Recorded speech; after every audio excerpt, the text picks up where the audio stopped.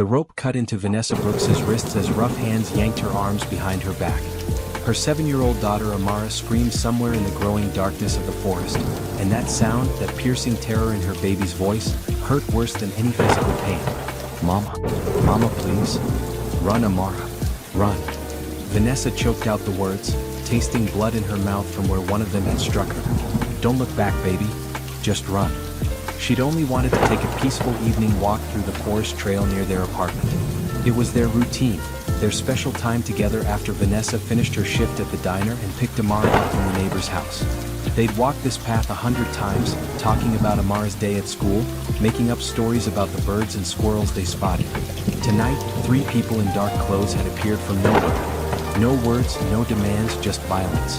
They'd grabbed Vanessa, knocked her phone from her hand, and dragged her deeper into the trees while Amara ran circles around them, crying, trying to help her mother with her small fists. Now they were tying her to a tree, an oak tree thick and old. The bark scraped against her back through her green cotton dress. Vanessa struggled, but there were 3 of them and only one of her. Her muscles screamed in protest. "Why are you doing this?" she gasped. "I don't have money. I don't have anything." They didn't answer. One of them, wearing a mask over their face, pulled the rope tighter. Another secured her ankles.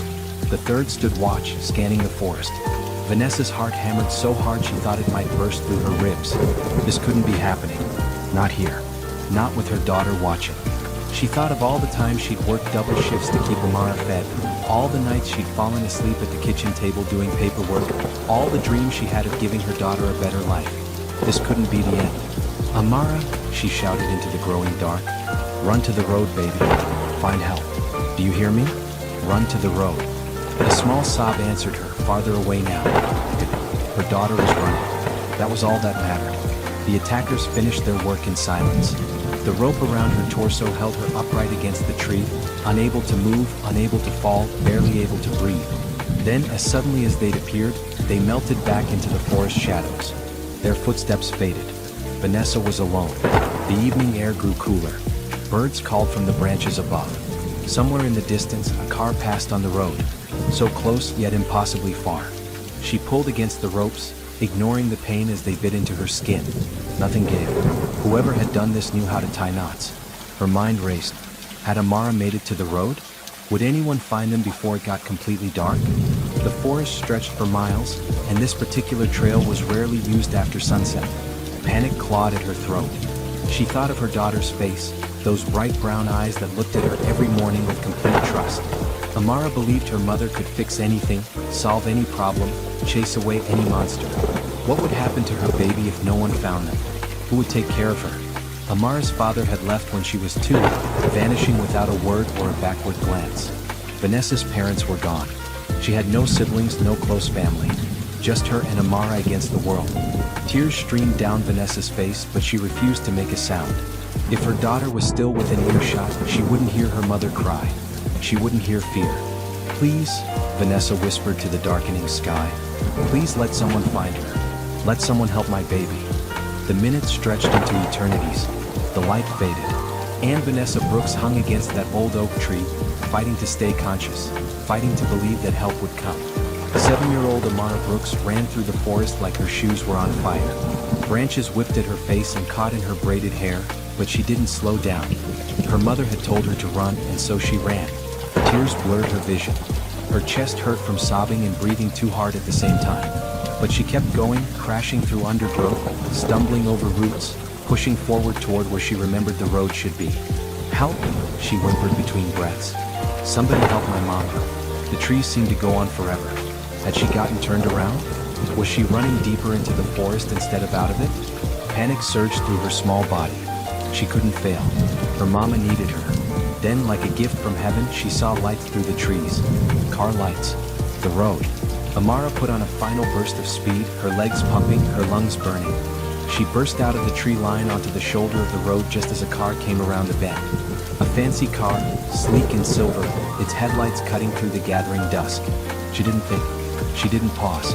She ran straight into the middle of the road and threw her arms up. The car's brakes shrieked. Tires skidded on asphalt. The vehicle swerved and stopped just feet from where Amara stood, her chest heaving, her face streaked with tears and dirt. The driver's door flew open and a tall man jumped out. He wore an expensive gray suit, slightly rumpled, and his face showed shock and concern in equal measure. "What in the world? Are you okay? I almost hit you." He looked around frantically. "Where are your parents?" Amara launched herself at him, grabbing his suit jacket with both hands. Words tumbled out of her mouth in a desperate flood. "Please, please, you have to help. They hung my mom on a tree. Bad people tied her up and left her in the forest, and I don't know where exactly, but she told me to run and find help, and please, mister, please, you have to save her. She's all alone and it's getting dark and I don't know what they'll do, and please, please, please help my mama." The man stared down at her, and Amara saw something shift in his eyes. The shock transformed into determination. He dropped to one knee so he was at her level. "Show me where," he said simply. "We'll find her together." Before you keep reading this story of how one little girl's courage changed 3 lives forever, could you take just 1 second to subscribe to this channel? Stories like Amara and Vanessa's need to be heard. Their journey from that dark forest to hope and healing deserves to be shared. Hit that subscribe button and drop a comment telling us, would you have stopped for a child in the road? Would you have run into an unknown forest to help a stranger? Your thoughts matter. Now, let's continue with how Thomas Harrison became a hero. Thomas Harrison had been driving aimlessly for hours, his mind as clouded as the sky above. At 42 years old, he had everything money could buy and nothing that money couldn't. 3 successful tech companies, a mansion in the hills, cars, investments, properties around the world, and a heart that felt like it had stopped beating 2 years ago when his younger sister Rebecca died in a car accident. He'd been heading nowhere in particular when a small girl appeared in his headlights like an angel made of pure desperation. Now, holding his phone to his ear while the child, Amara, she'd said her name was, gripped his other hand, Thomas felt more alert than he had in months, maybe years. "This is Thomas Harrison. I'm on Route 47, about 3 miles north of the Pine Valley exit. I need emergency services immediately. A woman has been attacked and tied to a tree somewhere in the state forest. The victim's daughter is with me. Send everything you have." The 911 operator's voice came through, professional but urgent. "Sir, can you provide more details about the location? Not exact coordinates yet, but we're going in now. I need you to send police, paramedics, search and rescue, everyone. I'll stay on the line." Thomas ended the call and immediately dialed another number. His personal assistant, Frank, answered on the first ring. "Frank, I need you to do exactly what I say and do it fast. Contact Chief Matthews at the state police. Tell him Thomas Harrison needs every available officer sent to the Pine Valley State Forest immediately. A woman's life is at stake. Then call Mayor Rodriguez. Use my name, use whatever favors I have, but get a massive search operation here now. I'm talking helicopters if possible, search dogs, everything. Right away, sir. Anything else?" "Yes. Call Mercy General Hospital. Tell them to prepare their best trauma team for a potential critical patient. Tell them I'm covering all costs, whatever happens. Move, Frank." Thomas hung up and looked down at Amara. The little girl's face was streaked with dirt and tears, her pink t-shirt torn at the shoulder, her sneakers muddy. But her eyes held such fierce hope, such absolute belief that he would fix this. He couldn't let her down. "Okay, sweetheart. I need you to be very brave for me. Can you take me to where you came out of the forest?" Amara nodded so hard her braids bounced. "Yes, I remember. This way." She pulled him toward the tree line, and Thomas followed, already pulling out his phone's flashlight. The forest loomed before them, dark and deep, but he didn't hesitate. This child needed him. Her mother needed him. And for the first time since Rebecca's death, Thomas Harrison felt like his life had purpose. They plunged into the trees together. The forest floor was uneven and treacherous in the fading light. Thomas kept one hand firmly holding Amara's and the other pointing his phone's flashlight ahead. Branches reached out like grasping fingers, and roots tried to trip them with every step. "She said to run this way," Amara panted, pulling him forward. "I remember that weird tree that looks like it's bending over. And that big rock. Mama and I always look for landmarks." Thomas's heart clenched. A mother who taught her daughter to notice details, to pay attention to surroundings. A smart woman. A careful woman. Which made what happened to her even more senseless. "You're doing great, Amara. Just keep showing me." His phone buzzed. Frank calling back. "Sir, Chief Matthews is mobilizing every available officer. He says they can have at least 90 officers on site within 30 minutes. Mayor Rodriguez is coordinating with search and rescue. They're sending helicopters with searchlights." 90 officers? Thomas felt a surge of gratitude mixed with determination. Tell them I want 99. Round it up. Leave no stone unturned. And Frank, call my lawyer. Have him offer a substantial reward for any information leading to the arrest of whoever did this. Consider it done, sir. Thomas pocketed his phone and focused on following Amara deeper into the forest. The little girl moved with surprising certainty despite her terror, pointing out the path she'd taken in reverse. Tell me about your mama, Thomas said gently, partly to keep Amara talking and alert, partly because he genuinely wanted to know. What's she like? Amara's voice came out small but fierce with love. She's the best mama in the whole world. She works really hard at the diner and sometimes at the grocery store too. She makes me pancakes every Sunday shaped like animals. Last week she made a giraffe and it was so funny because the neck was too long.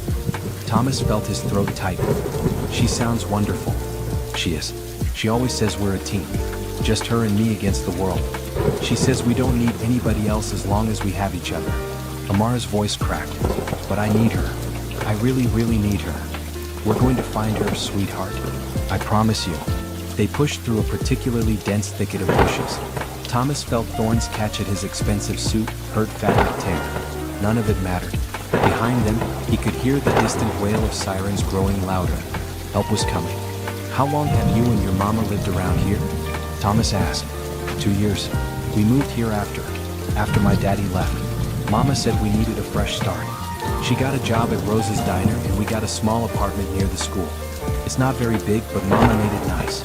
She painted my room purple because that's my favorite color. Thomas filed away every detail. A single mother, working multiple jobs, doing her best for her daughter. He thought of his own privileged upbringing, how he'd never wanted for anything material but had taken it all for granted. This woman, this Vanessa Brooks, was a real hero, working herself to exhaustion to provide for her child. Your mama is very strong, he said. The strongest, Amara agreed. Then she stopped so suddenly Thomas almost ran into her. She pointed ahead, her small hand shaking.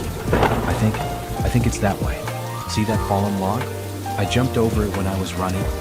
Thomas swept his flashlight in the direction she indicated. The forest stretched endlessly, trees packed close together. How far had Vanessa been dragged? How would they find her in this vast darkness? Then he heard it, the rhythmic thump of helicopter blades. Within minutes, powerful searchlights cut through the canopy above, turning night into something approaching day. The forest floor lit up in sweeping patterns. Thomas heard voices calling out, coordinating. The cavalry had arrived. Over here. Thomas shouted, waving his phone light. We're over here. Officers appeared between the trees, a flood of blue uniforms spreading out in a coordinated search pattern. Chief Matthews himself emerged, a stocky man in his 50s with sharp eyes and a commanding presence. Mr. Harrison, we've got 99 officers combing these woods. Search and rescue dogs are on the way. Where's the child? Thomas gently moved Amara forward. This is Amara Brooks. She witnessed the attack on her mother. She can help us narrow down the area. Chief Matthews knelt down to Amara's level, his voice going soft. Hi there, Amara. I'm Chief Matthews. We're all here to find your mom. Can you tell me what she was wearing? A green dress, Amara said, her voice steadier now that she was surrounded by helpers.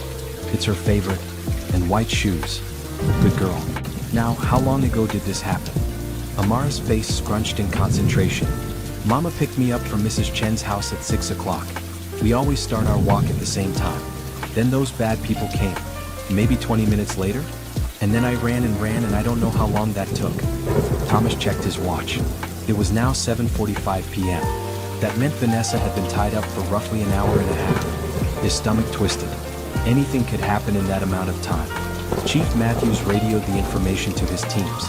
All units, we're looking for an African-American female, approximately 30s, wearing a green dress and white shoes.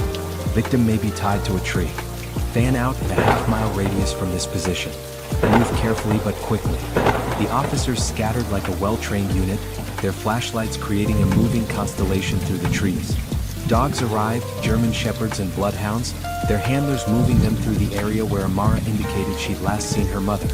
Thomas kept Amara close, one arm around her shoulders. They're going to find her, he murmured. All these people are here because of you. You saved your mama by being so brave. Amara leaned into him, her small body trembling. What if they hurt her? What if she's... Don't think like that. Your mama is strong, remember? She's a fighter, and she has you to come back to. That's the strongest reason anyone could have to hold on. Minutes ticked by like hours.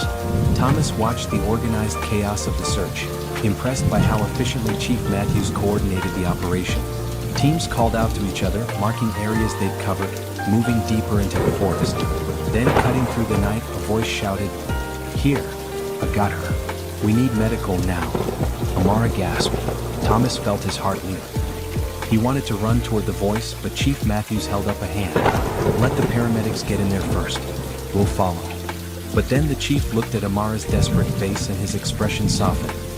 "All right, come on. But stay close and let us do our jobs." They moved quickly through the trees, following the sound of voices and the cluster of lights. Thomas kept Amara's hand firmly in his other hand on her shoulder. Please let her be alive, he thought. Please.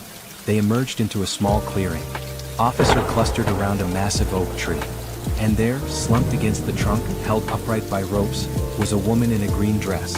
Vanessa Brooks. Amara screamed her mother's name and tried to lunge forward, but Thomas caught her gently. "Let them help her first, sweetheart. Let them get her free." Paramedics swarmed around Vanessa, working with practiced efficiency.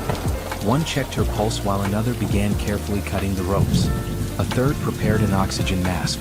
Thomas could see Vanessa's head lolling forward, her dark curly hair falling around her face, her green dress torn and stained. "Pulse is weak but steady," one paramedic called out. "Breathing shallow. Possible hypothermia. Multiple contusions. Let's get her on a stretcher." "Mama?" Amara sobbed, tears streaming down her face. "Mama, please wake up." As if hearing her daughter's voice had power beyond medicine, Vanessa's eyes fluttered. Her head lifted slightly. Her gaze, unfocused and hazy, swept over the crowd of officers and paramedics until it found Amara. "Baby," she whispered, the word barely audible. "You're okay." "We've got her, ma'am," one of the paramedics said gently. "You're safe now. Try not to move." They lowered Vanessa carefully onto a stretcher. Thomas finally released Amara, and the little girl darted forward, grabbing her mother's hand. Vanessa's fingers, cold and scraped, closed weakly around her daughter's. "So brave," Vanessa murmured. "My brave girl. I found help, Mama. Just like you said. I ran to the road and this man stopped and he called everyone and there's 99 police officers here to save you." A tear slid down Vanessa's cheek.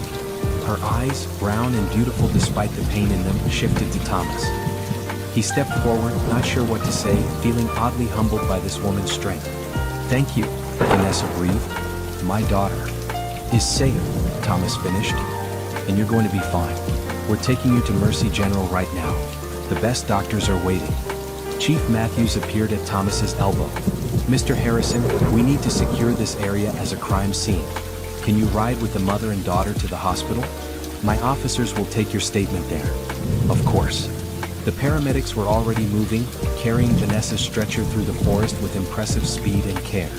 Amara clung to one side of the stretcher, refusing to let go of her mother's hand. Thomas walked on the other side, one hand resting lightly on Amara's shoulder, offering silent support. The journey back through the forest seemed both endless and too fast. Officers lined their path, lights held high, creating a corridor of safety. Thomas counted them as they passed. True to his request, 99 men and women had answered the call. 99 officers who had dropped everything to search for a woman they'd never met. When they reached the road, 3 ambulances waited, lights flashing. The paramedics loaded Vanessa into the first one with smooth efficiency. "Sir, only one family member can ride along," one of them said. Amara looked up at Thomas with such desperate, pleading eyes that he couldn't say no. "I'll follow right behind in my car," Thomas said, squeezing her shoulder. "I'm not going anywhere, sweetheart. I'll be there the whole time." Chief Matthews appeared again. "Actually, Mr. Harrison, why don't you ride with them? I'll have an officer drive your car to the hospital. We need to debrief anyway." Thomas nodded gratefully and climbed into the ambulance after Amara. The little girl immediately pressed herself against her mother's side, careful to avoid the 4-line the paramedic was inserting. Vanessa's eyes had closed again, but her breathing seemed steadier. The paramedic wrapped warm blankets around her, checking vitals, administering oxygen. "Vitals are stabilizing," he reported. "BP is low but climbing. We need to watch for shock." The ambulance surged forward, siren wailing. Thomas sat on the small bench seat, watching Amara stroke her mother's hair with infinite gentleness. The little girl's face was streaked with dry tears, her clothes dirty and torn, but she wore an expression of fierce protectiveness. "She's strong," the paramedic said quietly, noticing Thomas's gaze. "Both of them are." "Yeah," Thomas agreed. "They really are." His phone buzzed. Frank again. "Sir, the hospital is ready. I've arranged for the best trauma surgeon in the state to be on standby, Dr. Patricia Wells. She's the best." "Thank you, Frank." "And the police investigation? Chief Matthews has already put out an APB for suspects. They're canvassing the area, looking for anyone who might have seen something. I've also arranged for private security to be posted at the hospital, just in case." Thomas hadn't even thought of that. What if whoever attacked Vanessa tried to finish what they started? Good thinking. Spare no expense. When they arrived at Mercy General, the doors flew open to reveal a team of doctors and nurses waiting. They transferred Vanessa with choreographed precision, wheeling her through automatic doors and down a hallway. Thomas took Amara's hand again as they followed. A nurse tried to stop them at the emergency room entrance, but Thomas fixed her with a look that had made corporate opponents back down. That little girl just watched her mother get attacked and spent the last 2 hours in terror. She needs to stay close. I'll make sure she doesn't interfere, but she's not leaving her mother's side. Understood. The nurse's expression softened. Understood, sir. But she'll need to wait outside if they take her mother to surgery. They settled in a private waiting area that Thomas suspected had been hastily upgraded on his behalf. Amara curled up in a chair, her eyes locked on the doors where they'd taken Vanessa. A doctor in blue scrubs emerged after what felt like forever but was probably only 20 minutes. "Are you the family?" She looked between Thomas and Amara with a kind, assessing gaze. "I'm her daughter," Amara said quickly. "Is my mama okay?" The doctor knelt down. "Your mama is a very strong woman. She's awake and asking for you. She has some injuries we need to treat, some bruises and cuts, and she's dehydrated. We want to keep her overnight for observation, but she's going to be fine." Amara burst into fresh tears, but these were tears of relief. "Can I see her?" "Absolutely. Come with me." They followed the doctor to a private room. Thomas had expected to wait outside, but Amara grabbed his hand and pulled him in with her. Vanessa lay in the hospital bed, looking small and fragile against the white sheets, but her eyes were open and clear. When she saw Amara, her face transformed with joy and relief. "Baby girl," she whispered, holding out her arms. Amara climbed carefully onto the bed and nestled against her mother's side. Vanessa wrapped one arm around her daughter and closed her eyes, breathing deeply as if convincing herself this was real. Then her gaze found Thomas standing awkwardly near the door. "You," she said softly, "you saved my life." Thomas shook his head. "Your daughter saved your life. She's the bravest person I've ever met." "No," Vanessa insisted. "You could have driven past her. Most people would have. You could have just called 911 and left. But you went into that forest. You mobilized 99 police officers. You." Her voice broke. "Why?" Thomas moved closer to the bed. He looked at this woman, this stranger who somehow didn't feel like a stranger at all, and told her the truth. "Because when your daughter looked at me with those desperate eyes, something woke up inside me that I thought died 2 years ago. She needed help. You needed help. And for the first time in a very long time, I could actually do something that mattered." Vanessa studied him with those beautiful brown eyes. "I don't know how to thank you. You don't need to thank me. Just rest and get better. That's all I need." A soft knock on the door interrupted them. Chief Matthews entered, his expression serious. "Mrs. Brooks, I'm Chief Matthews. I need to ask you some questions about what happened if you feel up to it." Vanessa nodded, though Thomas could see exhaustion pulling at her features. Amara snuggled closer to her mother. "Can you describe your attackers?" the chief asked gently. "3 people," Vanessa said slowly, her voice gaining strength as she focused on the memory. "They wore dark clothes and masks. I never saw their faces. They didn't say anything, didn't ask for anything. They just grabbed me and dragged me into the forest." "Can you remember anything distinctive? Height, build, any identifying marks?" Vanessa closed her eyes, thinking. One was tall, maybe 6 feet. The other 2 were shorter, average height. One of them walked with a slight limp, favoring their left leg. And there was a smell. Cigarette smoke. The tall one smelled strongly of cigarettes. Chief Matthews nodded, taking notes. "That's good. That's very helpful. Did they say anything at all? Any indication of why they targeted you?" "Nothing. It was like..." Vanessa's voice shook slightly, like they were sending a message, or like they enjoyed the cruelty. I kept asking why, but they never answered. Thomas felt anger burning in his chest. What kind of people would do this to an innocent woman? To a single mother just trying to take a peaceful walk with her daughter? We're going to find them, Mrs. Brooks, Chief Matthews said firmly. We have officers reviewing traffic cameras, canvassing the neighborhood, interviewing anyone who was in the area. Someone saw something. Thank you, Vanessa whispered. After the chief left, a nurse came in to check Vanessa's vitals and administer pain medication. Thomas took that as his cue to leave and give them privacy. I should go, he said. Let you both rest. But Amara's head shot up. No, please don't go. Please stay. Thomas looked at Vanessa, seeking permission. She gave him a small, tired smile. If you don't mind staying, we'd feel safer with you here. So Thomas Harrison, billionaire businessman who usually spent his evenings in expensive restaurants or empty mansions, settled into the uncomfortable chair beside a hospital bed and kept watch over a woman and child he'd only just met.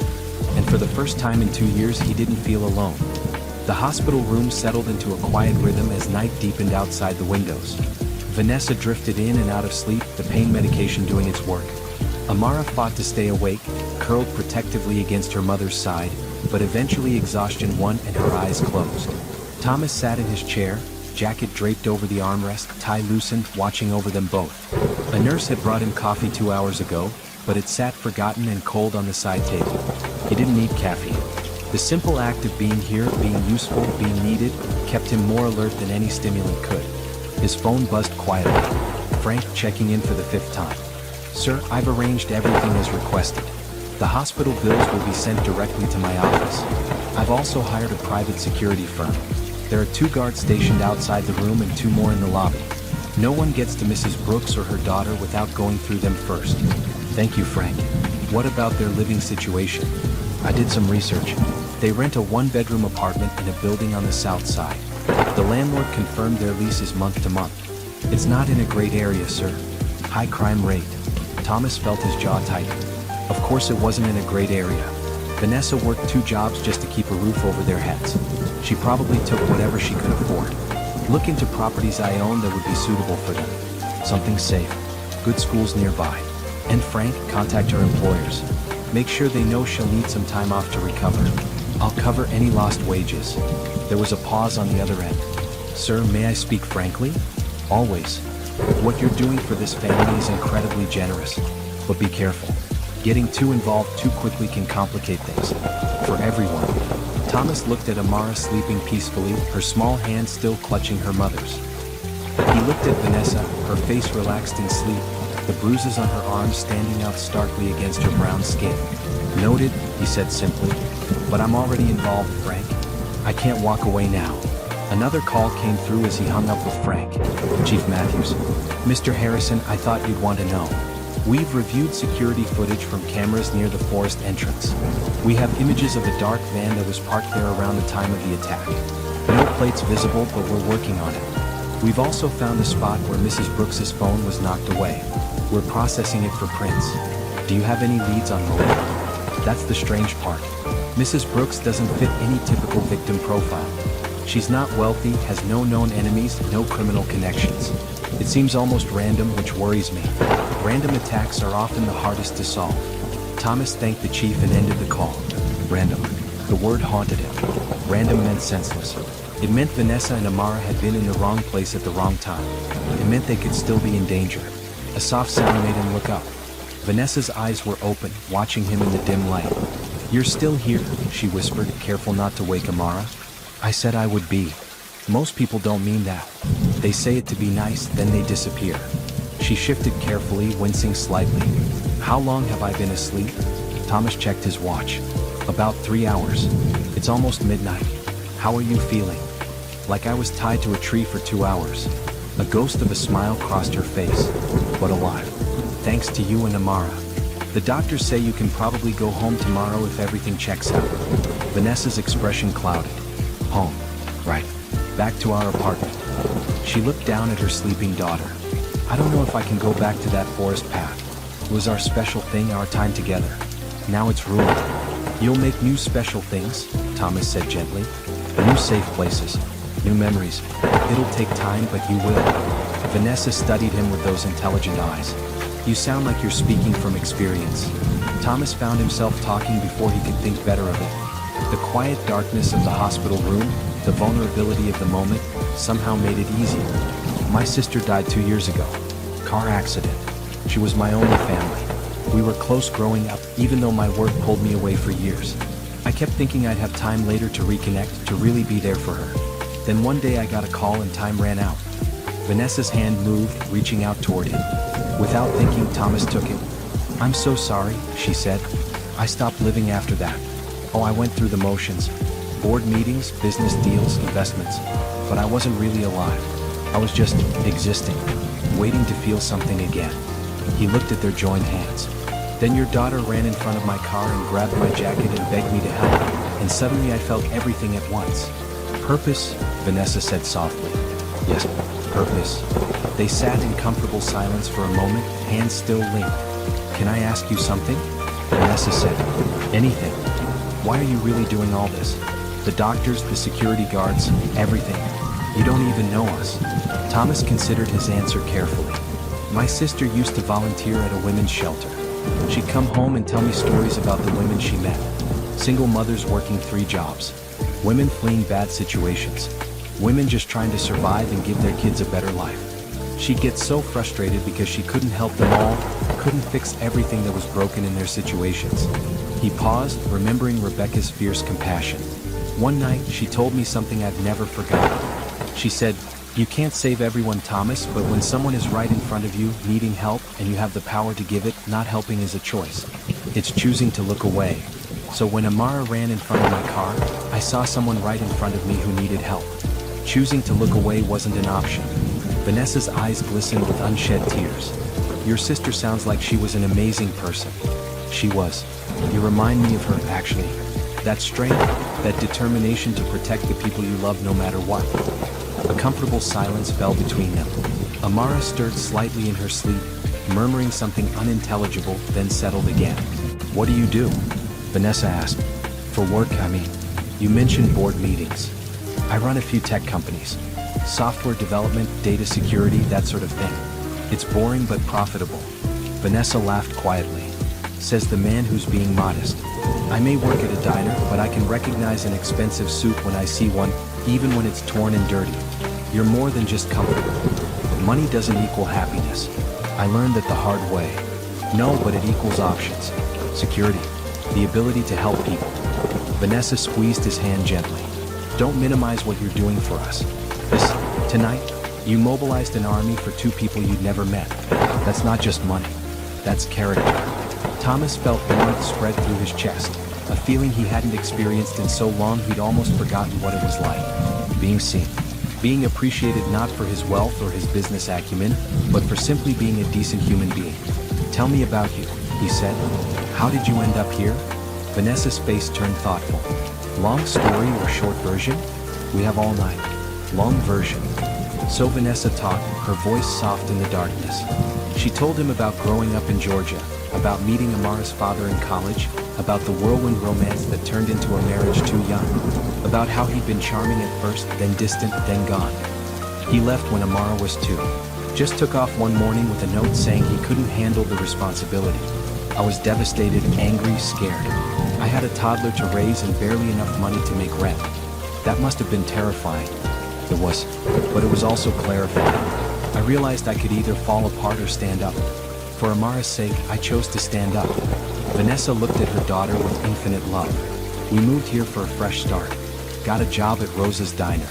The owner, Rosa Martinez, she's been good to me. Lets me pick shifts that work around Amara's school schedule. I started working at the grocery store on weekends for extra money. That's a lot of hours. It's worth it. Every time Amara comes home with a good grade or shows me a picture she drew or tells me about her day, I know it's worth it. She's my whole world." Thomas thought about his own childhood, privileged and comfortable, never wanting for anything material. Yet his parents had been distant, focused on their own careers, their own social circles. He'd had nannies and tutors and expensive schools, but not the kind of present, fierce love that radiated from Vanessa when she looked at her daughter. "She's lucky to have you," he said. "I'm the lucky one. She's the best thing that ever happened to me. Dawn began to creep through the hospital window, painting the room in soft gray light. Thomas realized they'd talked through most of the night, sharing stories, learning about each other. It felt natural, easy, like talking to an old friend rather than someone he'd met just hours ago. A nurse came in to check Vanessa's vitals and change her floor bag. She gave Thomas a knowing smile. The doctor will be by in about an hour for morning rounds. If everything looks good, Mrs. Brooks should be able to go home this afternoon.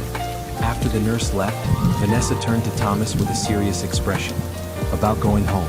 I need to be honest with you. Our apartment isn't much.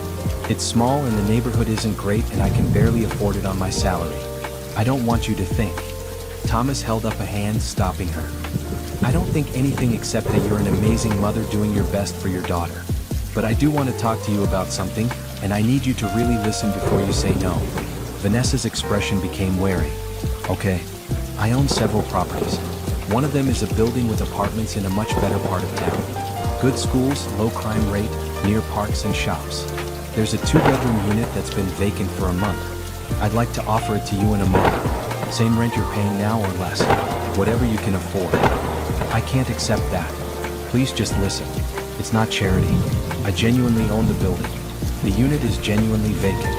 Having good tenants is better than having it sit empty. And after what happened, wouldn't you feel safer in a better neighborhood? Vanessa bit her lip, clearly torn. Thomas, you've already done so much. Then let me do this one more thing. Not just for you but for Amara. She deserves to walk to school without her mother worrying. She deserves a safe place to play. She deserves a childhood where the worst thing that happens is a scraped knee, not watching her mother get attacked. The words hung in the air between them. Finally, Vanessa nodded slowly. Okay, but I pay rent. Whatever the going rate is for the neighborhood. I won't take a discount. Deal. Thomas lied smoothly, already planning to have Frank adjust the paperwork to charge her exactly what she was paying now. Amara woke up as the morning sun filled the room, blinking sleepily. When she saw Thomas still sitting there, her face broke into a huge smile. You stayed all night. I told you I would. She climbed down from the bed and walked over to him, wrapping her small arms around his neck in a hug. Thomas felt something crack open in his chest, something warm and painful and healing all at once. Thank you for saving my mama, Amara whispered in his ear. You're like a superhero. Thomas hugged her back, fighting the sudden sting in his eyes. You're the superhero, sweetheart. You're the one who was brave enough to get help. And as he sat there in that hospital room with the morning light streaming in, holding a little girl who barely knew him while her mother watched with grateful tears in her eyes, Thomas Harrison realized something profound. He thought he was saving them, but really they were saving him. Dr. Patricia Wells arrived at 8 a.m. sharp, her white coat crisp and her manner efficient but kind. She examined Vanessa thoroughly, checking the bruises that had bloomed overnight into ugly purple and yellow marks across her arms and wrists. You're healing well, Dr. Wells announced. The rope burns will take time, and those bruises are going to hurt for a while, but there's no permanent damage. You were very lucky, Mrs. Brooks. I had help, Vanessa said, glancing at Thomas. Yes, I heard about the rescue operation. 99 police officers. That must be some kind of record. Dr. Wells made notes on her tablet. I'm going to prescribe some pain medication and a topical cream for the rope burns. I want you to take it easy for at least a week. No heavy lifting, no strenuous activity. Do you have someone who can help with your daughter? I'll make sure she has everything she needs, Thomas said before Vanessa could answer. Dr. Wells looked between them, a small smile playing at her lips. Good. Because she's going to need rest and support. Trauma isn't just physical. It's emotional too. I'd recommend seeing a counselor, both of you. After Dr. Wells left, a social worker named Angela Rodriguez came by. She was a warm woman in her 40s with kind eyes and a no-nonsense attitude. Mrs. Brooks, I'm here to make sure you and your daughter have the resources you need. I understand this was a violent attack. Do you feel safe going back to your home?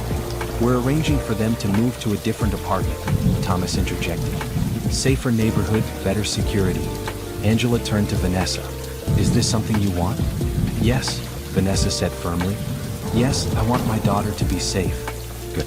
I'm also going to give you information about counseling services, support groups for assault survivors, and legal resources if you need them. The police will be investigating, but you have rights throughout that process. Angela spent 20 minutes going through everything with Vanessa, ensuring she understood all her options. Thomas watched, impressed by how the system was rallying around this woman and her daughter. It wasn't perfect, but people were trying to help. After Angela left, Detective Sarah Morrison arrived. She was a tall African-American woman in her 30s with sharp eyes and a gentle demeanor. "Mrs. Brooks, I've been assigned to your case. Chief Matthews briefed me on everything that happened. I need to ask you some more detailed questions if you're up for it. I'll answer anything that helps you catch them." Detective Morrison pulled out a notebook. "Let's start with the days leading up to the attack. Did you notice anyone following you? Any strange phone calls or encounters?" Vanessa thought carefully. "No, nothing unusual. My life is pretty routine. Work, pick up Amara home. Sometimes we go to the park or the library. That's it." "What about at work? Any conflicts with customers or co-workers?" "Rosa's Diner is a quiet place. Regulars mostly. I get along with everyone there." "And the grocery store?" "Same thing. I stock shelves and help customers. Nothing dramatic ever happens." Detective Morrison made notes. "Okay, now I want you to think very carefully about the attack itself. You said 3 people. Can you tell me exactly what happened step by step?" Vanessa closed her eyes, and Thomas saw her hands clench slightly. He reached out and took one of her hands, offering silent support. She squeezed back gratefully. "Amara and I were walking our usual path through the forest. It was our evening routine. We'd walked maybe 15 minutes when I heard footsteps behind us. Fast footsteps. I turned around and they were just there. 3 people in dark clothes. Did they say anything?" "No."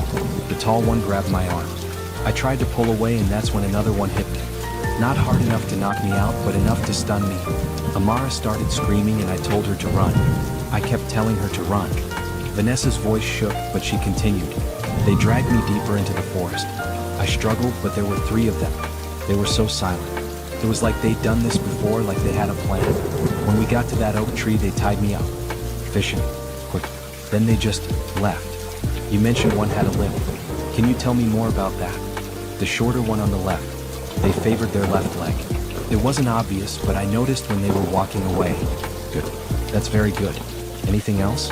Scars, tattoos, anything visible?" Vanessa shook her head.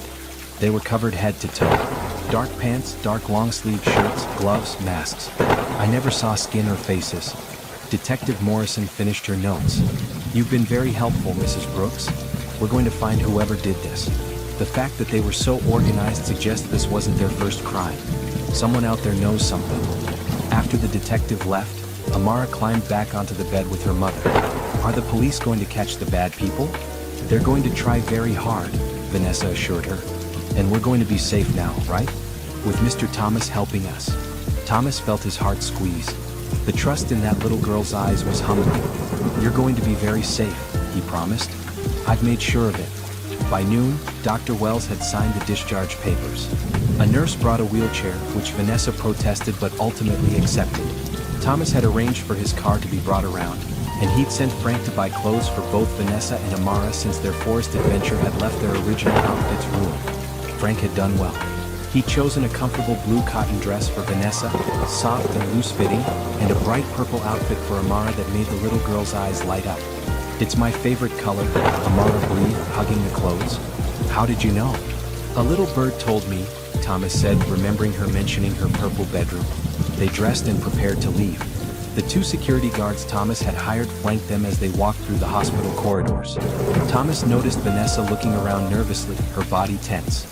"Hey," he said softly, falling into step beside her wheelchair. "You're safe. I promise." "I know. Just yesterday morning, everything was normal. Now I'm leaving a hospital with bodyguards and moving to a new apartment and accepting help from a stranger who's not really a stranger anymore, and it's all happening so fast. We can slow down if you need to. You're in control here, Vanessa. Always." She looked up at him and something passed between them. Understanding. Trust. Maybe the beginning of something more, though neither was ready to name it yet. "No," she said finally. "Let's keep moving forward. I don't want to stay still and think too much about what happened. I want to focus on what comes next." The car ride to the new apartment was quiet. Thomas drove carefully while Amara chattered from the back seat about all the things she wanted to do in their new place. Vanessa listened to her daughter with a small smile, occasionally wincing when the car went over a bump. The apartment building was in the Maple Street district, known for its tree-lined streets and good schools. Thomas pulled into the parking garage and led them to the elevator.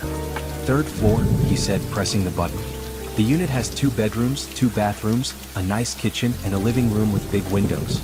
There's a small park 2 blocks away and the elementary school is a 10-minute walk. When they stepped out of the elevator, Vanessa stopped. The hallway was bright and clean with fresh paint and good lighting. Nothing like her old building with its flickering fluorescent lights and cracked tiles. Thomas unlocked the door to Unit 3B and stepped aside to let them enter first. Vanessa walked in slowly, Amara darting ahead to explore. The apartment was indeed beautiful. Hardwood floors gleamed in the sunlight streaming through large windows. The kitchen had modern appliances and granite countertops. The living room was spacious and airy. "It's already furnished," Vanessa said, looking at the comfortable couch and chairs, the dining table, the tasteful decorations. "I hope that's okay. I thought it might be easier than moving furniture. But if you want to bring your own things, we can arrange that too." Amara's excited squeal came from down the hall. "Mama, come see my room." They found Amara jumping on a bed in the smaller bedroom. The walls were painted a soft lavender, and there was a desk by the window, a bookshelf, and a closet with sliding doors. "It's purple," Amara said, her eyes shining. "My whole room is purple." Vanessa's eyes filled with tears. She turned to Thomas, who stood in the doorway looking pleased with himself. "You painted it," she said. "When did you even have time?" "I may have called in a few favors. Had a team work through the night." "Thomas, before you say it's too much, just look at your daughter's face. Tell me it's too much." Vanessa couldn't. Amara was literally glowing with happiness, exploring every corner of her new room with wonder and delight. The master bedroom was equally lovely, decorated in calming blues and greens. The bathroom had a deep tub and a separate shower. Everything was clean, new, perfect. "I can't afford this," Vanessa said quietly when they were back in the living room. "Be honest with me. What's the real rent?" Thomas had prepared for this. $1,500 a month. That's actually below market value for this area, but the owner, meaning himself, wants good long-term tenants more than maximum profit. It was a lie. The market value was easily $3,000. But Vanessa nodded, accepting his words. "I'm paying $1,800 at my current place for a 1-bedroom in a terrible neighborhood. So this is actually saving me money." "Exactly. When can we move our things?" "Whenever you want. I can have movers handle everything." "You should rest." Vanessa shook her head. "I want to be there. Those are our belongings, our memories. I need to be part of the transition. Then we'll do it together. Tomorrow when you've had a chance to rest. How does that sound?" "That sounds perfect." They spent the afternoon settling in. Thomas ordered food delivered, healthy options that would help Vanessa regain her strength. They ate together at the dining table, Amara talking nonstop about her new school and new room and new everything. As the sun began to set, painting the living room in golden light, Thomas prepared to leave. "You need to rest," he told Vanessa. "The security guards will be in the building overnight. If you need anything at all, call me. I'll have my phone on." He wrote his personal cell number on a notepad by the kitchen phone. Vanessa walked him to the door, moving slowly but steadily. At the threshold, she stopped and looked at him. "I don't know how to thank you for everything you've done. You've already thanked me. Multiple times. Not properly. Thomas, you saved my life. You gave us a safe home. You stayed at the hospital all night. You've turned our whole world around in less than 24 hours. That deserves more than just words." Thomas found himself stepping closer, drawn by something he couldn't quite name. "Seeing you safe and happy is all the thanks I need." They stood there for a moment, close enough that Thomas could see the flecks of gold in her brown eyes, close enough to feel the warmth radiating from her. Then Amara's voice called from her room. "Mama, can Mr. Thomas read me a story before he goes?" The moment broke, but gently. Vanessa smiled. "She's gotten attached to you. The feeling is mutual. Will you come back tomorrow? To help with the move? I'll be here at 9 a.m. sharp. Then yes, you can read her one story. But just one. She needs to sleep, and so do you." Thomas read Amara a story about a brave princess who saved her kingdom, and the little girl fell asleep halfway through, her head on her new pillow, a smile on her face. When he finally left the apartment and walked to his car, Thomas felt lighter than he had in years. He had a purpose again, a reason to get up in the morning. 2 people who needed him, not for his money or his business connections, but for himself. His phone rang as he started the engine. Detective Morrison. "Mr. Harrison, I wanted to update you. We've identified the van from the security footage. It was reported stolen 3 days ago. We're running down leads, but I think this attack was planned. Someone targeted Mrs. Brooks specifically. Thomas felt ice run through his veins. What do you mean? The level of organization, the silence, the efficiency. This wasn't random. Whoever did this knew what they were doing, which means they might try again. Then we need to keep Vanessa and Amara safe. Whatever it takes. Agreed. I've requested increased patrols in her new neighborhood. And Mr. Harrison? Thank you for everything you've done for this family. It's making my job easier knowing they have someone looking out for them. After hanging up, Thomas sat in his car for a long moment. Someone had targeted Vanessa specifically. But why? What could a single mother working at a diner possibly have done to warrant such violence? He didn't have answers yet, but he was going to find them. And he was going to make sure nothing and no one ever hurt Vanessa or Amara again. True to his word, Thomas arrived at 9 a.m. the next morning with a moving truck and a team of professional movers. Vanessa had insisted on going to her old apartment to oversee everything, despite still being sore and tired. The old building looked even worse in the harsh morning light. Graffiti marked the walls, trash littered the entrance, and the elevator had an out-of-order sign that looked permanent. Thomas felt anger rising in his chest that Vanessa and Amara had been living here, that this was the best a hard-working single mother could afford. Third floor, Vanessa said, leading the way up the stairs. It's not much, but it's been home. The apartment was tiny, just as she described. One bedroom that clearly served as Amara's room, decorated with homemade crafts and colorful drawings. A living area with a couch that doubled as Vanessa's bed. A kitchen barely big enough for one person. A bathroom with tiles that had seen better days. But it was clean. Spotlessly clean. And every surface showed signs of Vanessa's care. Plants on the windowsill. Pictures drawn by Amara hung with tape on the walls. Books stacked neatly on a homemade shelf. Let's get started, Vanessa said, clearly embarrassed by the state of the place. The movers worked efficiently, but Thomas found himself helping too. He carefully packed Amara's drawings and school projects, making sure each one was preserved. He wrapped the plants gently. He handled the few photos Vanessa had, images of her and Amara at various ages, capturing moments of joy despite their struggles. One photo caught his attention. Vanessa and a younger Amara, maybe 3 years old, at a beach. Both wore huge smiles and Vanessa looked carefree and happy. That was our last vacation, Vanessa said, noticing him looking at it. We saved for a year to afford 2 days at the beach. It was worth every penny. Thomas carefully wrapped the photo. You'll have more vacations. Better ones. I don't need better. I just need safe. Happy. Those things don't cost money. By early afternoon, the apartment was empty. The movers had taken everything to the new place and Vanessa was doing a final walkthrough. I should feel sad, she said, standing in the empty living room. This was our home for 2 years, but all I feel is relief. We're moving forward, not back. Thomas stood beside her. That's healthy. They locked up and headed to the landlord's office to return the keys. Mr. Patel, the building superintendent, was a tired-looking man in his 60s who'd always been decent to Vanessa. You're really leaving? He asked, taking the keys. Yes, we found a better place. Mr. Patel glanced at Thomas, taking in his expensive clothes and confident bearing. Good. You deserve better than this building. You always paid on time, never caused trouble. I hope your new place treats you well. Back at the new apartment, the movers had arranged everything according to Vanessa's instructions. Amara's room was filled with her belongings, the familiar items looking even better in the bright, spacious room. Vanessa's room had her few pieces of furniture supplemented with the new items Thomas had provided. After the movers left, Vanessa sank onto the couch with a sigh of relief and pain mixed together. You need to rest, Thomas said. You did too much today. I needed to do it. I needed to close that chapter properly. He sat beside her, maintaining a respectful distance but close enough to talk comfortably. I understand, but now you need to take care of yourself. Amara emerged from her room carrying a book. Mr. Thomas, will you read to me again? Amara, sweetie, Mr. Thomas has his own life, Vanessa said gently. He can't be here all the time. Actually, Thomas found himself saying, I don't have anywhere else to be. If it's okay with your mother, I'd be happy to read with you. The truth was he didn't want to leave. His mansion felt empty and cold compared to this warm apartment filled with love and laughter. Here he felt needed. Not for his money or his connections, but for himself. They spent the evening together.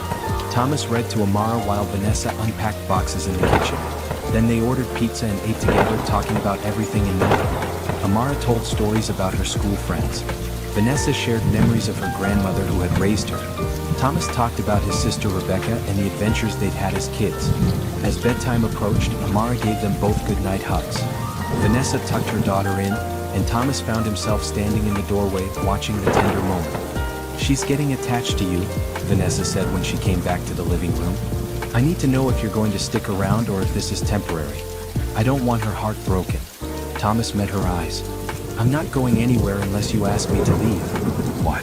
"Ask me. You could help anyone. Support any charity. Why are you investing so much in our lives?" He thought about how to answer, searching for words that would make sense. "When my sister died, I shut down. I stopped feeling things. Work became just going through motions. Life became gray and meaningless. Then Amara grabbed my jacket and looked at me with those desperate eyes, and something woke up inside me. Color came back. Purpose came back."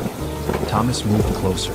"These past 2 days with you and Amara, I felt more alive than I have in 2 years. You've given me something to care about again. So yes, I want to stick around. If you'll let me."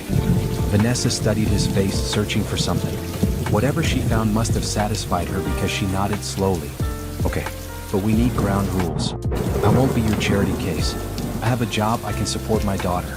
I appreciate everything you've done, but I need to maintain my independence." "I understand, and I respect that. And Amara, she's my priority, always. If at any point this arrangement isn't good for her, it ends. No matter what." "Agreed. She should be the priority." "Good." Vanessa relaxed slightly. "Now that we've established boundaries, can I ask you something personal?" "Anything. Do you have someone? A girlfriend, a wife, someone waiting for you?" Thomas shook his head. "No. I dated after Rebecca died, but nothing stuck. I think I was too closed off to really let anyone in. And now," he looked at her, really looked at her. Vanessa sat on the couch in her comfortable blue dress, her hair pulled back, exhaustion evident in every line of her body. But she was beautiful. Not magazine beautiful, but real beautiful.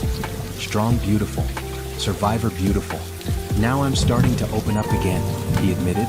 The moment stretched between them, charged with possibilities neither was quite ready to explore.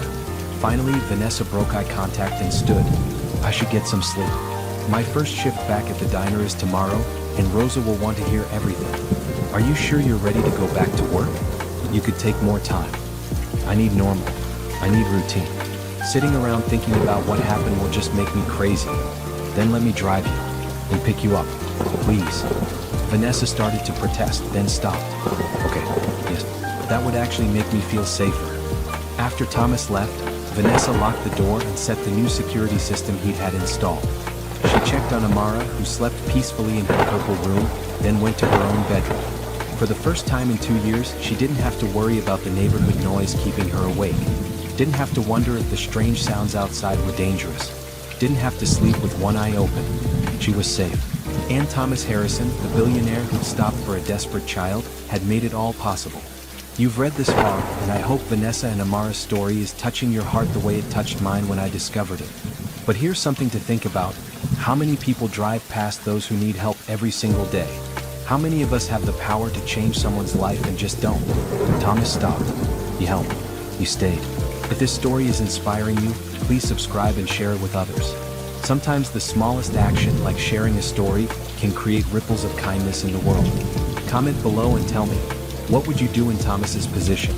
Now, let's see how their relationship continues to grow. Over the next 2 weeks, a routine developed. Thomas drove Vanessa to and from work every day. He spent evenings at the apartment helping Amara with homework, reading stories, just being present. He and Vanessa fell into easy conversations over dinner, learning about each other in small increments. Detective Morrison called regularly with updates. The investigation was progressing slowly. They'd identified the stolen van, but no leads on who'd taken it. The attackers had left no physical evidence at the scene. It was as if they'd been ghosts. But life moved forward. Amara thrived in her new school, making friends quickly.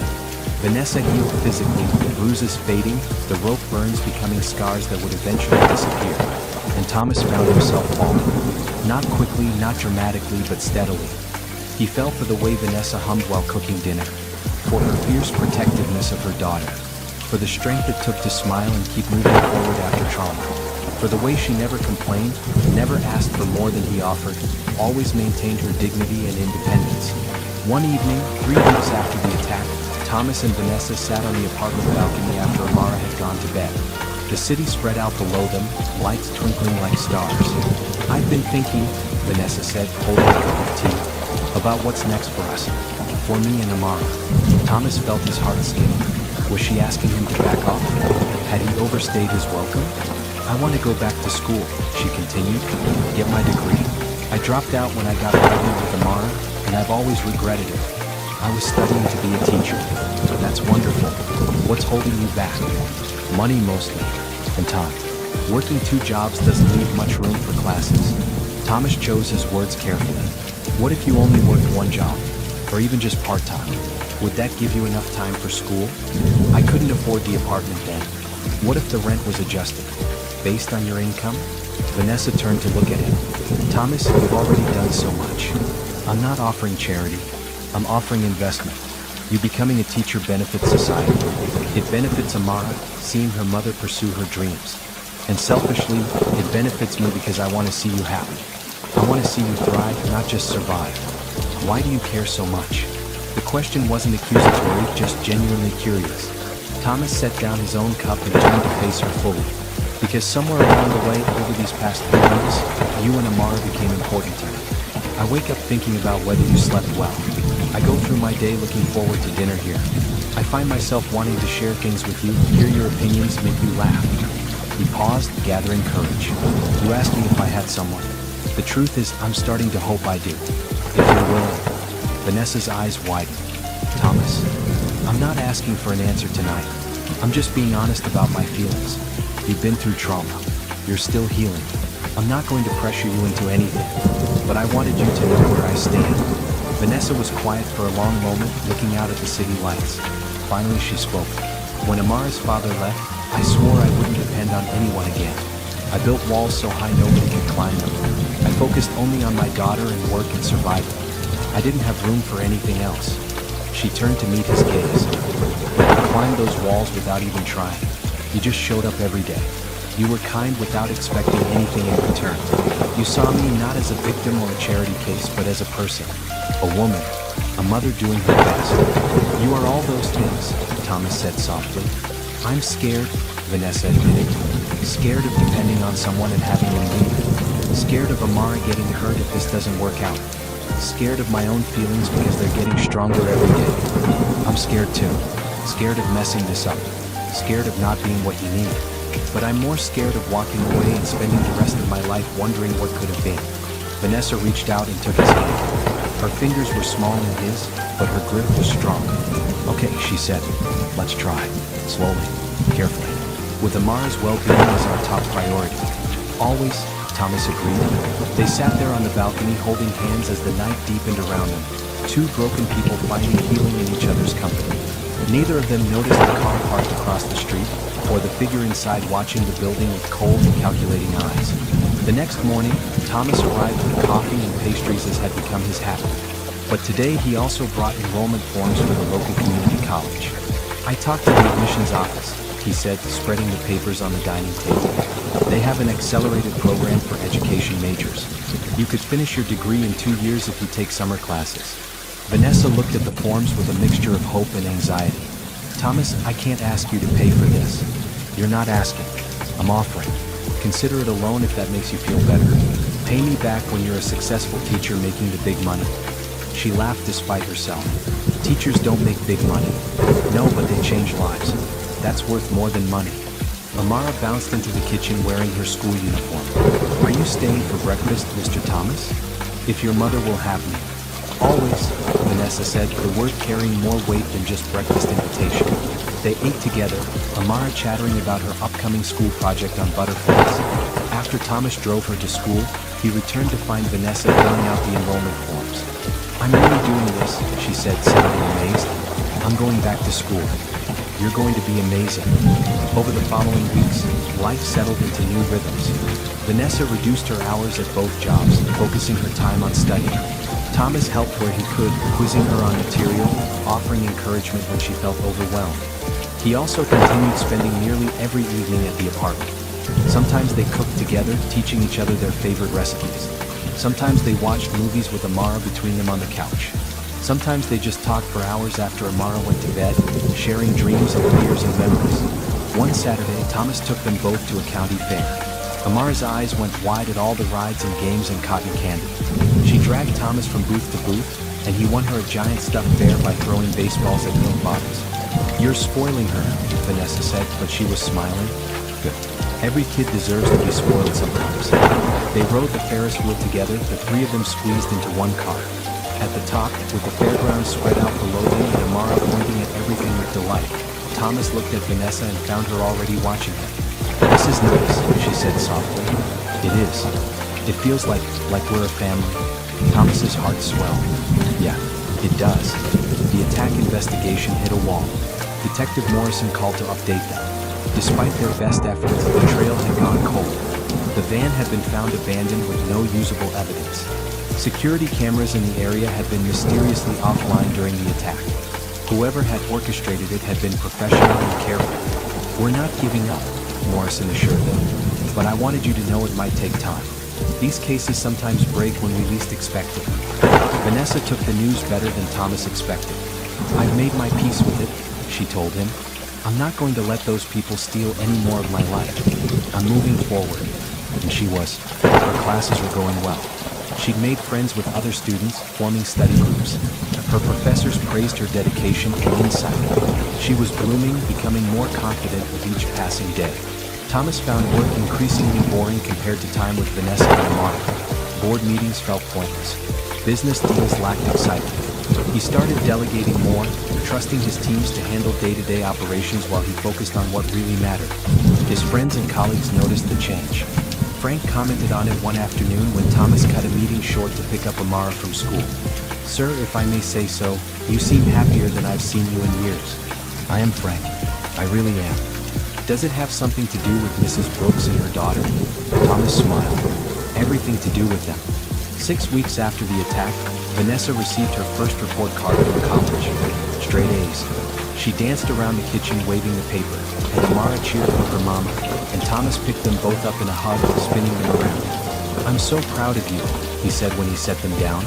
Vanessa's eyes shone. "I couldn't have done it without your support." "Yes, you could have. You're the strongest person I know. I just helped smooth the path for you." That night, after Amara was asleep, they sat together on the couch. It had become their space, where they talked and laughed and slowly, carefully, let their guards down. "I need to tell you something," Vanessa said, "and I need you to really hear me." Thomas felt nervousness flutter in his stomach. "Okay. When you first showed up in our lives, I was grateful but wary. Rich man swooping in to save the poor single mother, it felt like something out of a movie.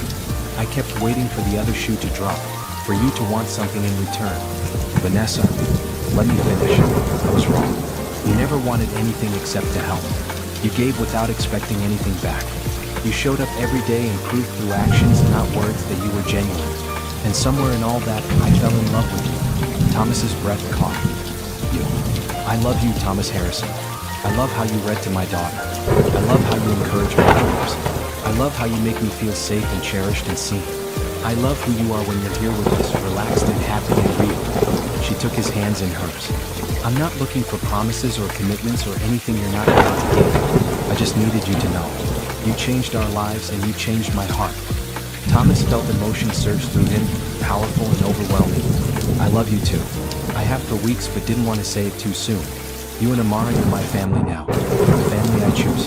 The family I want to build my life around." He cupped her face in his hands. "Can I kiss you? Please." Their first kiss was gentle, tentative, a question and an answer all at once. Then Vanessa's arms came around his neck and the kiss deepened, expressing all the feelings they'd been building toward for weeks.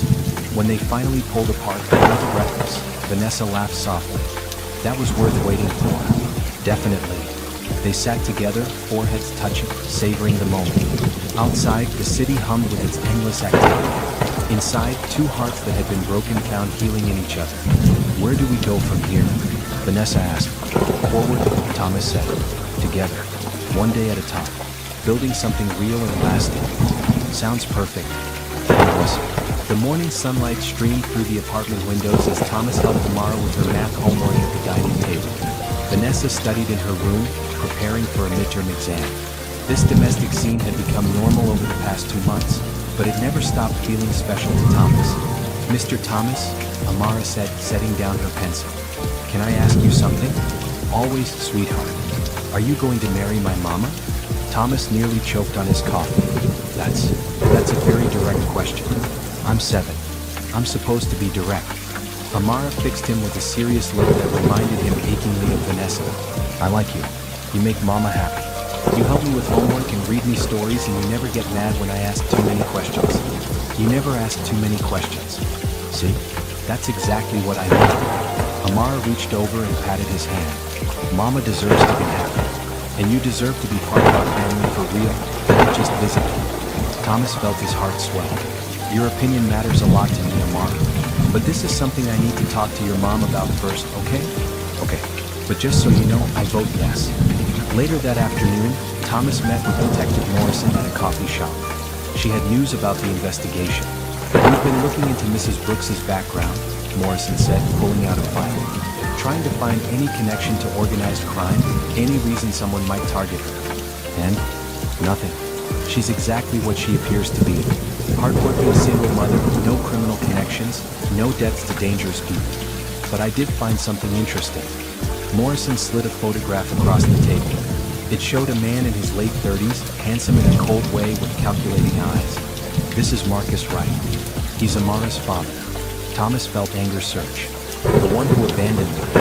"Yes, and here's where it gets interesting. Wright has connections to some questionable people. Not major criminals, but definitely operating in gray areas. We're wondering if the attack had something to do with him. Why not? We're still working on that. But I wanted you to know in case he shows up. Technically, he still has parental rights. He could decide he wants to be in Amara's life." The thought made Thomas's blood run cold. "Over my dead body. Legally, there's not much we can do unless he commits a crime. But we're watching him. If he makes a move, we'll know." That evening, Thomas debated whether to tell Vanessa about Marcus. She'd mentioned him only in passing, clearly not wanting to dwell on that painful past. But she deserved to know. He waited until after dinner, after Amara had gone to bed, when they were sitting on the balcony with glasses of wine. "Detective Morrison called me today," he began. Vanessa tensed immediately. "News about the case?" "Possibly. They've been looking into everyone connected to you, trying to find a motive." They looked into Amara's father. Vanessa's expression hardened. "Marcus, what about him?" "He has connections to some questionable people. The detective thinks the attack might be related to him somehow. That doesn't make sense. Marcus wanted nothing to do with us. He made that very clear when he left. People change. Situations change. Morrison wanted me to warn you that he could potentially show up, try to exercise his parental rights." Vanessa stood abruptly, pacing to the balcony railing. Thomas could see tension in every line of her body. He gave up those rights when he walked out on his 2-year-old daughter. When he left us struggling with no support, no contact, nothing. He doesn't get to show up now and play dad. Thomas went to her, placing gentle hands on her shoulders. "Hey, I'm not letting anyone hurt you or Amara. I just wanted you to be prepared." She turned to face him, and he saw fear mixed with anger in her eyes. What if he tries to take her? What if he has some legal claim? Then we'll fight. We'll get the best lawyers money can buy. We'll document everything. His abandonment, your stellar parenting, Amara's happiness and stability now. No judge would uproot a child from a loving home. You don't know that. The system is unpredictable. And Marcus, he's charming when he wants to be. Persuasive. That's how he fooled me for so long. Thomas pulled her into his arms, and she melted against him, seeking comfort. "I won't let him take her. I promise you. We'll protect her together." They stood there holding each other as the evening deepened around them. Finally, Vanessa pulled back slightly. "I need to tell you about Marcus. About everything. You deserve to know what you're getting involved with." They sat down, and Vanessa began to talk. She told him about meeting Marcus in college, how he'd been exciting and attentive at first, how she'd gotten pregnant accidentally and he'd seemed supportive, even proposed, how the marriage had been rocky from the start, with Marcus growing distant and resentful.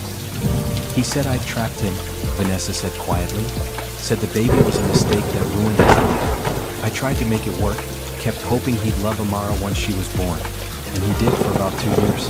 Then one morning I woke up and found a note. He said he couldn't do it anymore, that he needed to be free. That's unforgivable. I was devastated. Not because I loved him anymore, I'd stopped loving him long before that, but because of what it meant for Amara. Every little girl deserves a father who loves her, and mine got one who ran away. Thomas took her hand. She has someone now who loves her, who will never run away. Vanessa squeezed his hand. I know, and that terrifies me almost as much as it comforts me. Why? Because what if you realize this is too much? A damaged single mother and her daughter, an ex who might cause trouble, a past full of poor choices. What if you wake up one day and decide you made a mistake? Thomas stood, pulling her up with him. He cupped her face in his hands, looking into her eyes with complete sincerity. Vanessa Brooks, listen to me. I'm not going anywhere. Yes, you come with complications. So do I. I have a dead sister I'm still grieving. A company that demands attention. Wealth that attracts the wrong kind of people. We're both messy and broken in our own ways. He kissed her forehead. But we're healing each other. Every day I spend with you and Amara, I feel more whole, more alive, more like the person I want to be. You're not a burden. You're a gift. Tears slid down Vanessa's cheeks. I love you so much it scares me. Good. Love should be scary sometimes. It means we have something worth protecting. They kissed and it felt like a promise. A commitment to face whatever came together. The next day, Thomas made a decision. He called his lawyer, Martin Rodriguez, and set up a meeting. I need legal advice, Thomas said, about adoption. Martin's eyebrows rose. You're thinking of adopting? Amara Brooks.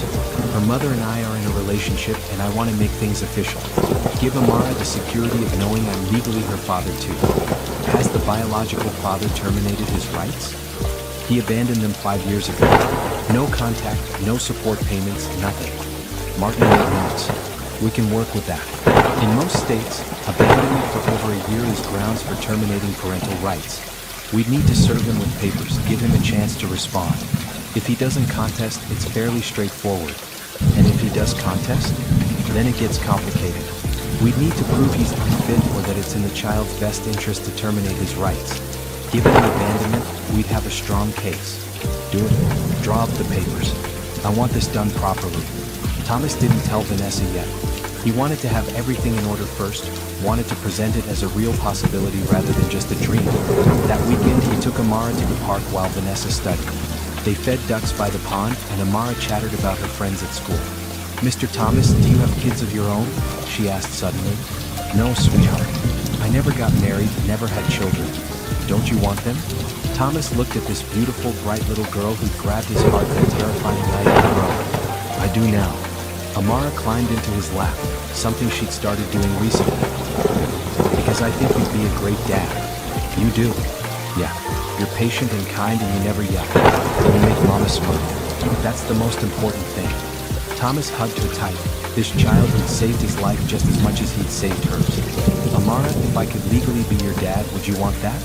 She pulled back to look at him with wide eyes. Like for real. Not just pretend. For real.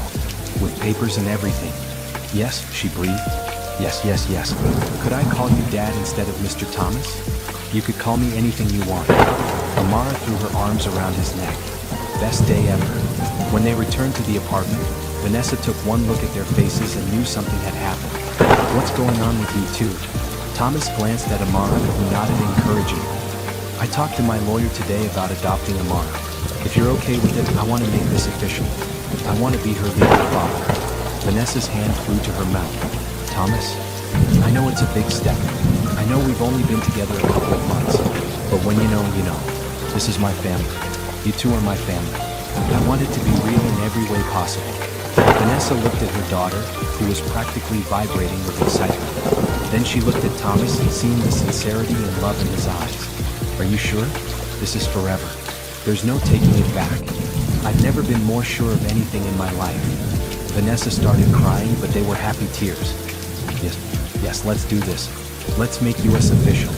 Amara cheered and launched herself at both of them, and they ended up in a group hug on the living room floor, laughing and crying and planning their future together. The legal papers were served to Marcus Wright 3 weeks later. Martin Rodriguez handled everything discreetly and professionally. Marcus had 30 days to respond. Thomas tried not to let anxiety show, but Vanessa could read him now. She'd learned to recognize the small tells when he was worried. "Hey," she said one evening, finding him staring out the window. "Talk to me. I'm just thinking about Marcus. What if he fights this?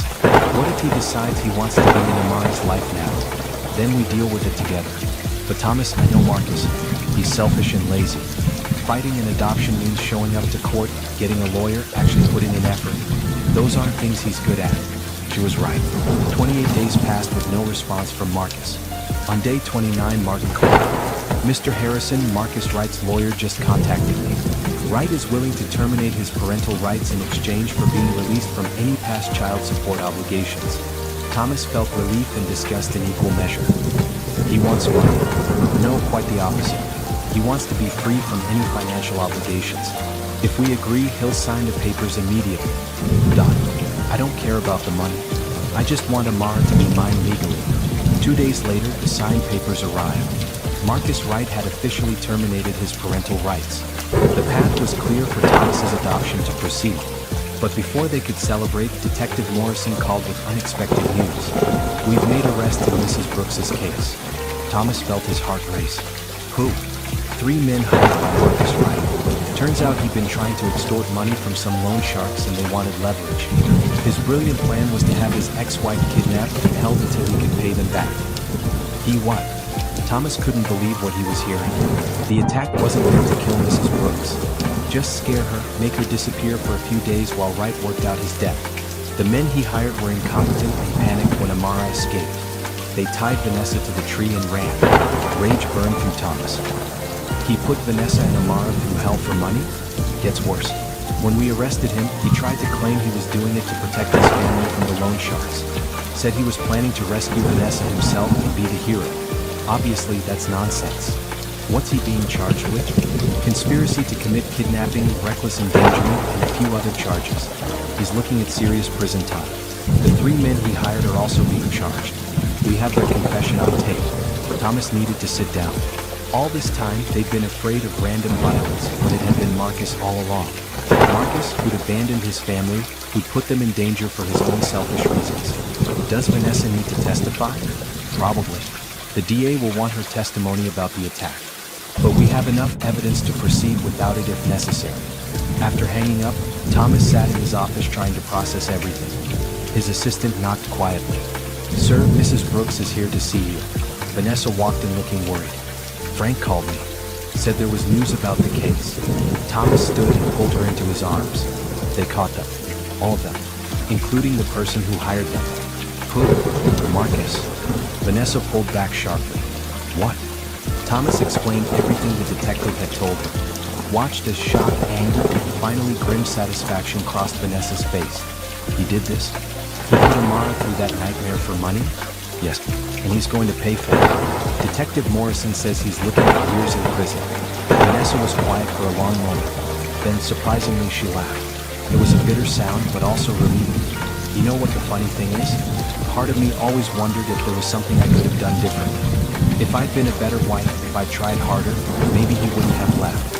Now I know the truth. He was always selfish, always cruel. And Amara and I are better off without him. Much better off." She looked up at Thomas. "And we have you now. A man who actually cares about us, who protects us, who loves us, always will." The trial happened faster than expected. Marcus's lawyer advised him to plead guilty in exchange for a reduced sentence. In the courtroom, Vanessa sat between Thomas and Martin Rodriguez.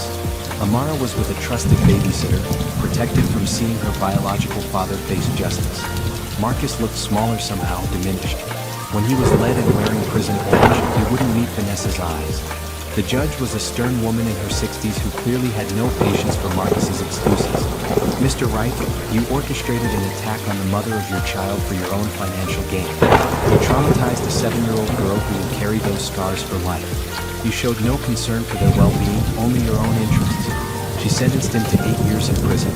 As he was led away, Marcus finally looked at Vanessa. She stared back coldly, and he was the first to look away. On the courthouse steps afterward, reporters swarmed them. Thomas had prepared a brief statement. "Justice has been served today. Vanessa Brooks and her daughter can now move forward with their lives without fear." We're grateful to the police and prosecutors who worked tirelessly on this case. A reporter called out, "Mr. Harrison, is it true you're adopting Mrs. Brooks's daughter?" Thomas looked at Vanessa and nodded permission. "Yes, the adoption will be finalized next month. Amara will legally become my daughter." "And what about you and Mrs. Brooks? Are you engaged?" Thomas smiled.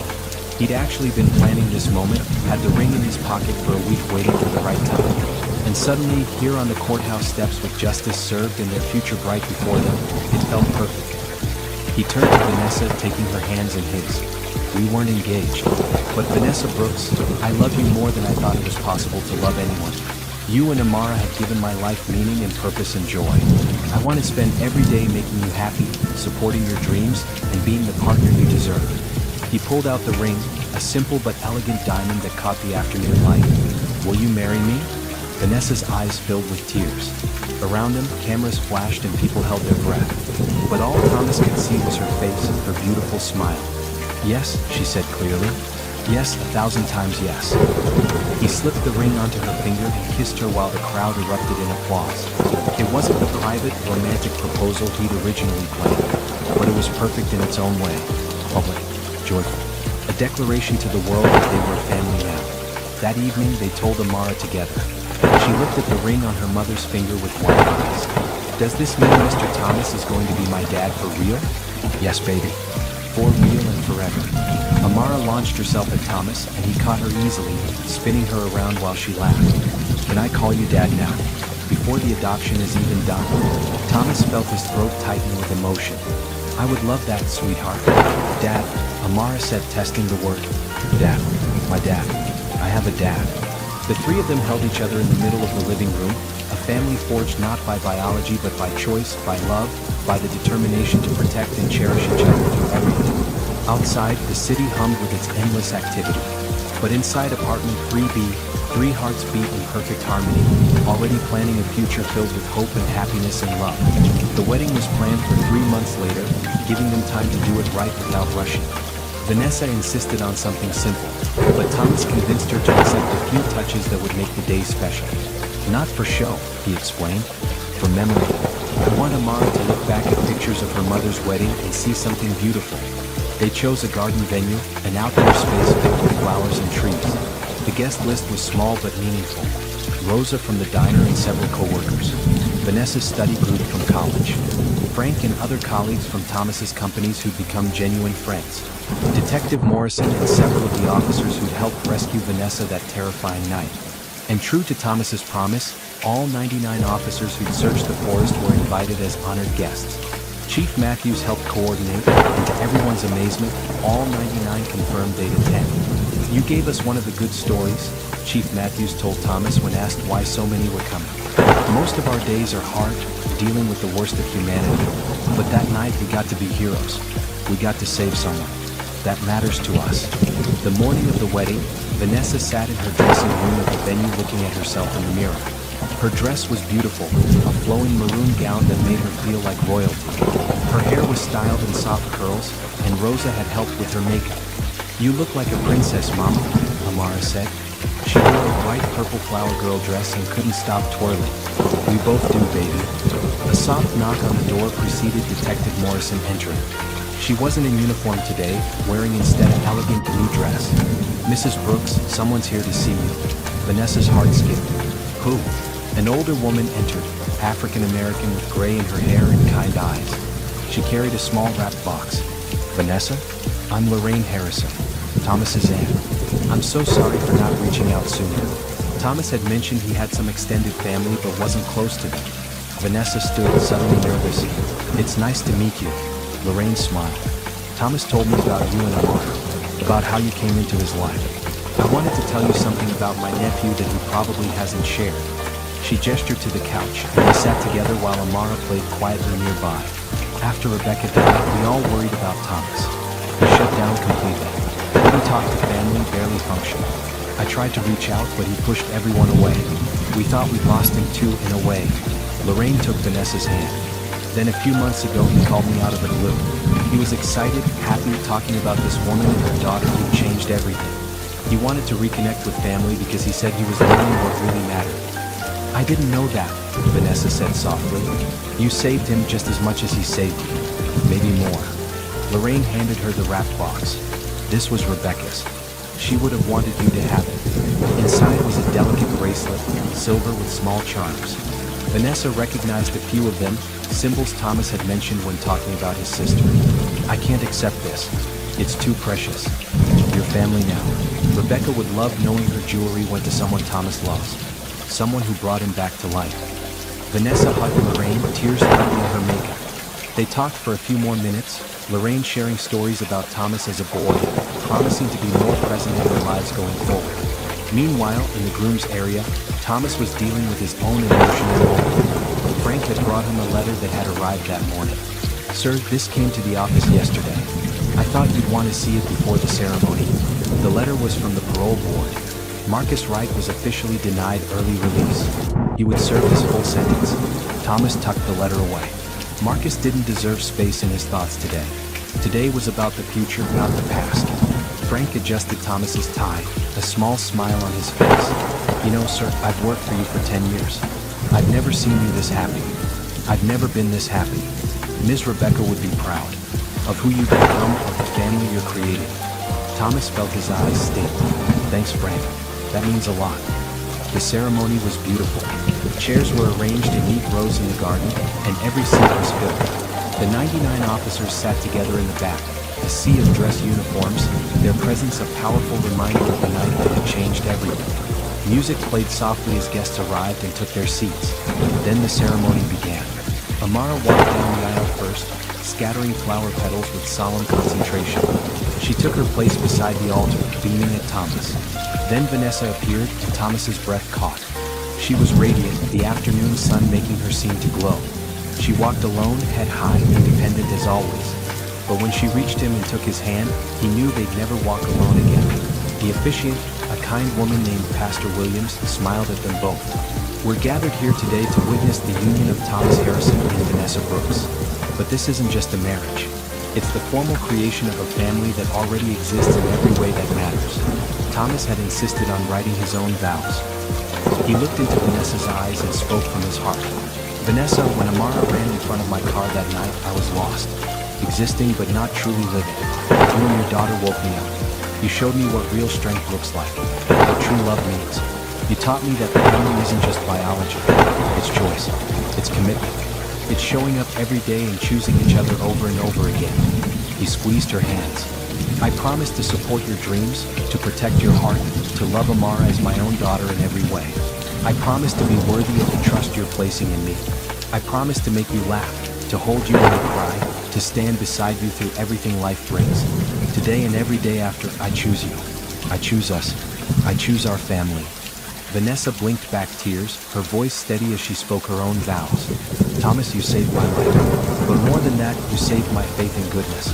You showed me that not everyone leaves. That some people stay even when things are hard.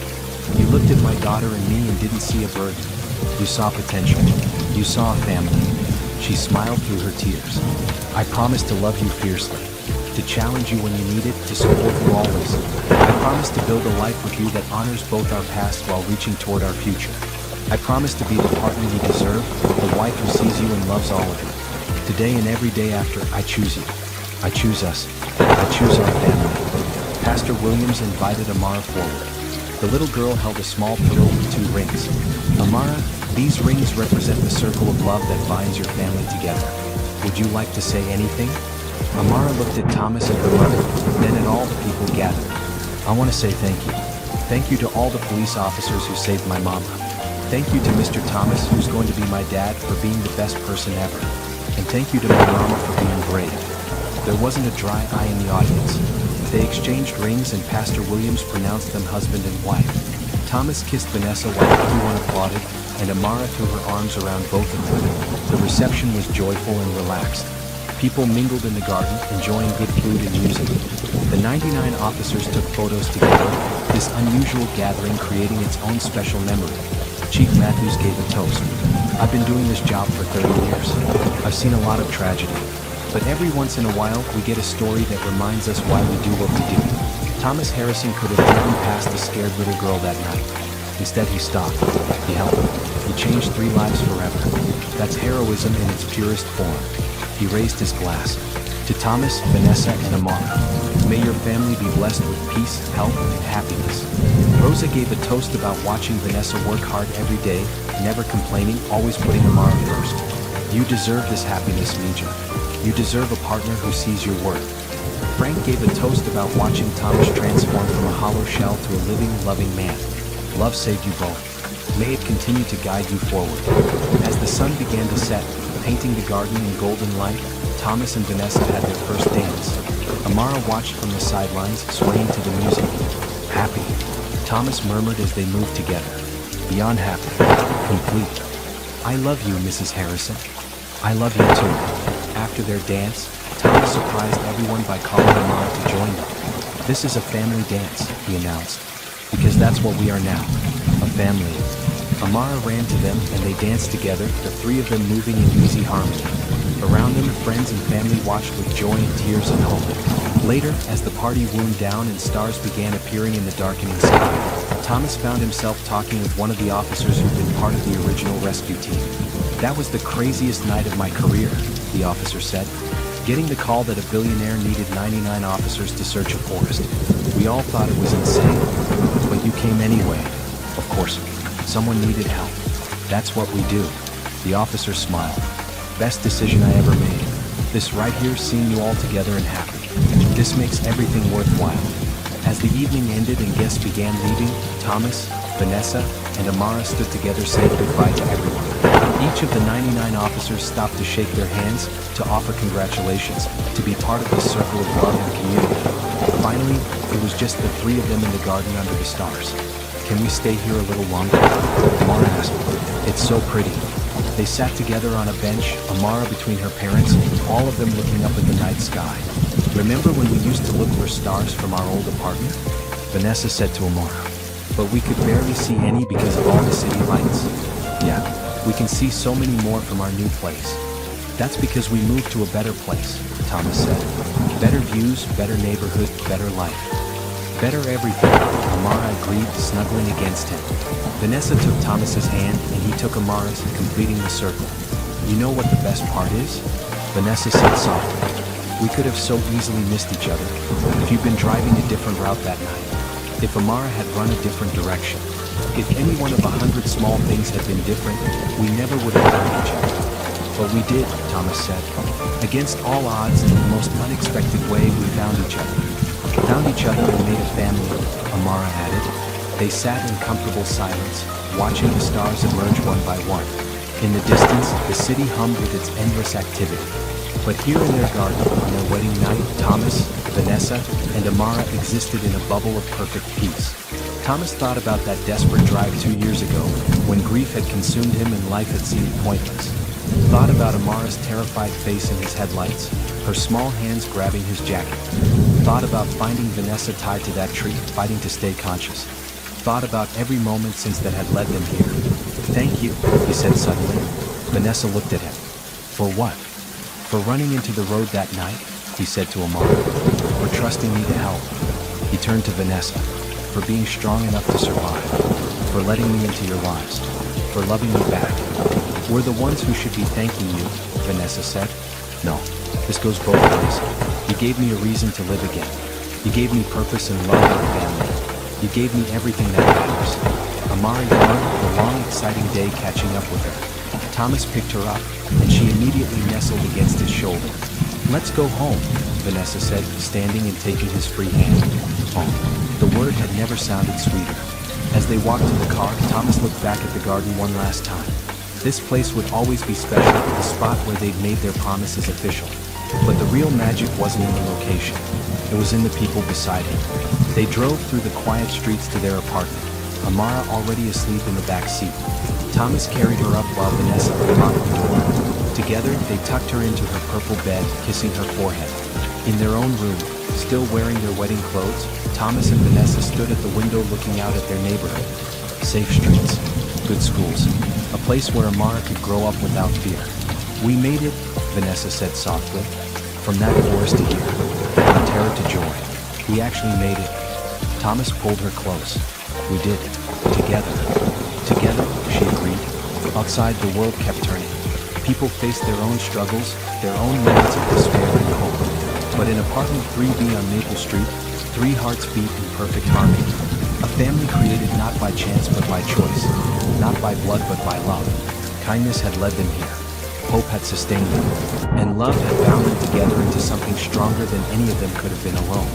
The little girl who begged a stranger to save her mother had gained a father. The mother who fought to survive for her daughter's sake had gained a partner. And the billionaire who'd stopped for a desperate child had gained everything money could never buy. A home, a family, a purpose, perfect, complete, full.